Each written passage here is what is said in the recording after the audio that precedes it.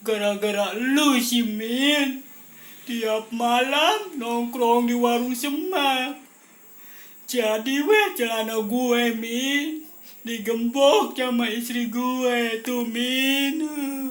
Akalin dong, Min, akalin. Gue mau kencing susah, Min. Gara-gara lu sih, Min. Celana gue digembok sama istri gue. Tolongin gue, Min, tolongin. Oh, itu mah salah kamu, bukan salah aku. Udah punya istri, tetap aja kamu mah genit.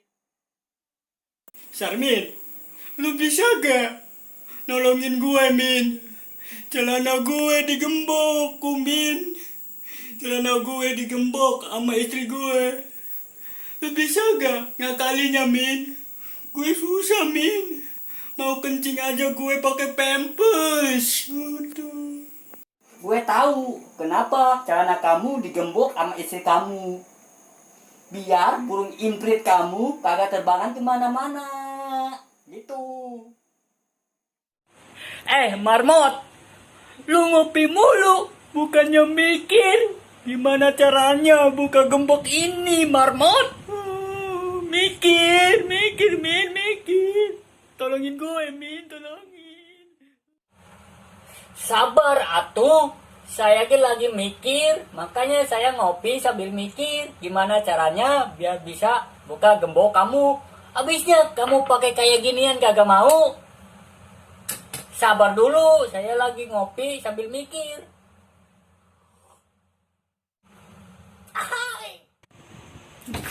Gelos ya, kaget-kagetin gue mulu.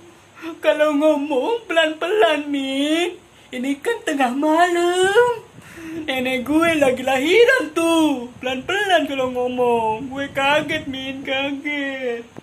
Saya punya ide, Dan. Gimana buka gemboknya pakai ragaja mesin? Kamu mau gak, Dan?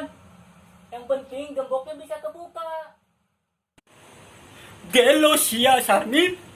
Masa buka gembok pakai ragaja mesin?